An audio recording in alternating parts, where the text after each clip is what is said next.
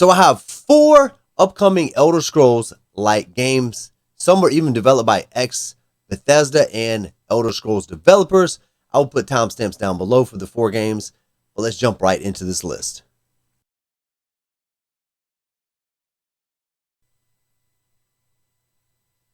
So here we have a game called Return of Nangrim.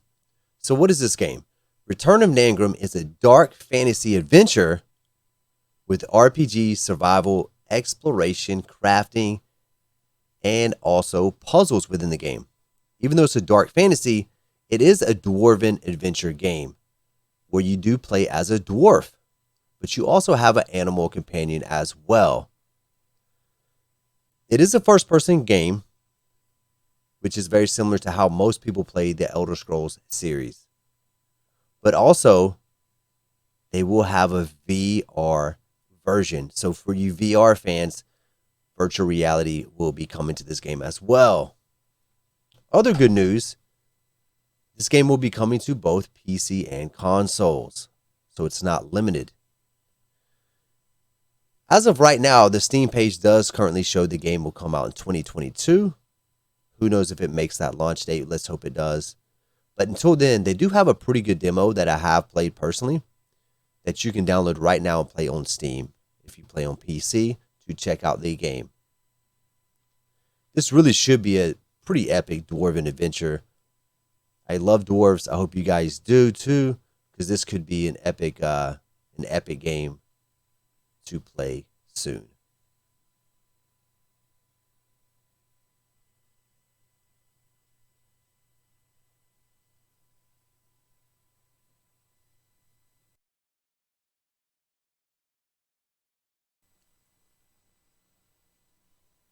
So our next game is very exciting.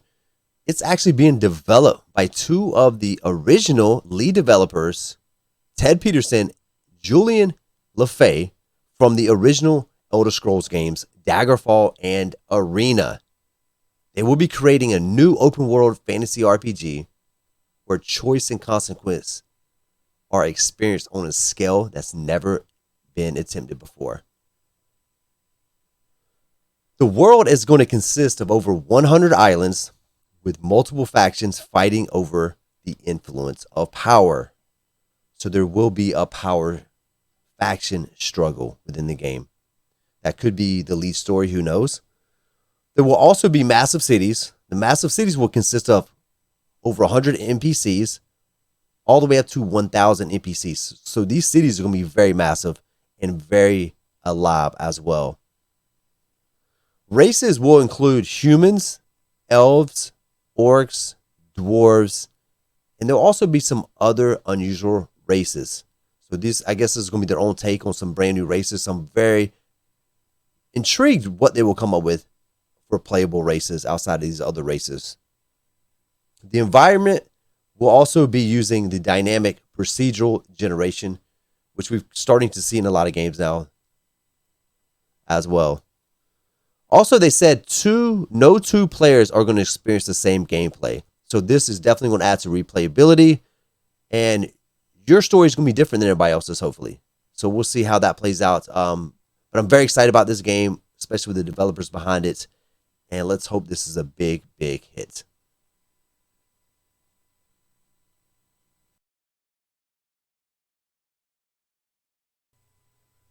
The next game is Avowed, another first-person RPG, but this one's taking place in the same world as the very well-known RPG Pillars of Eternity.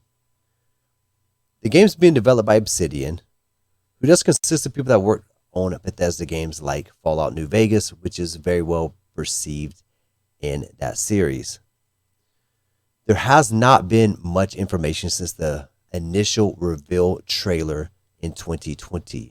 So I do not want to speculate on any rumors without them being confirmed and give false hope.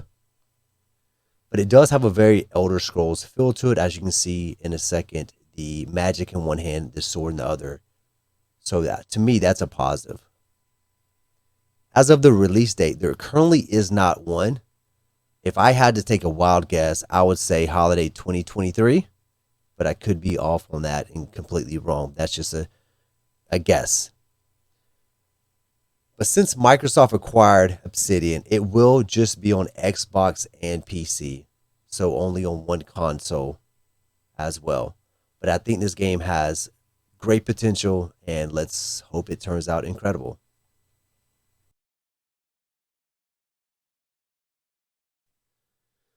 So this game is called The Bloodline. It is a fantasy RPG with this very unique art style.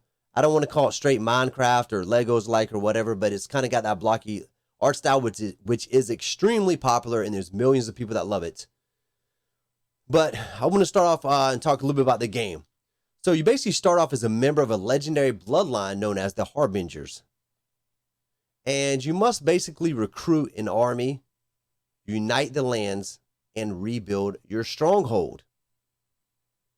There's also going to be quests like in a lot of other RPGs. There's going to be mounts, as you can see with the horse you just saw. You can also customize your character with literally hundreds of different armor type combinations. So I think that's very awesome right there. A lot of customization. There are no classes in this game either.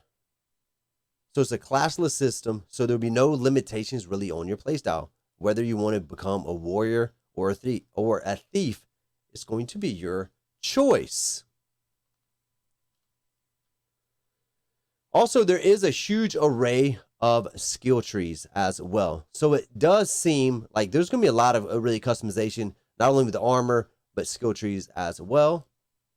There will be guilds in this game that you join.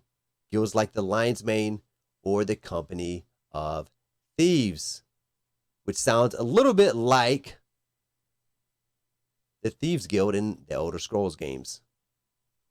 And it does have a lot of first person, so this does look like an open world fantasy game, almost like a blocky style Elder Scrolls type game. We'll see how it turns out when the final game launches in details on that. But I will put the link to the Steam page down below, so you can sign up and just install and play the demo if you want to check it out. I do not show a release date currently right now, so I don't know when the official release date is going to be. But if you want to download the demo, I'll put the link down in the description for you to check out, guys. But it's a very interesting game, and I know a lot of y'all love the fantasy RPG and this art style, so it's something to check out. That's it for this video, guys. I hope you enjoyed this, and y'all have a good rest of the day.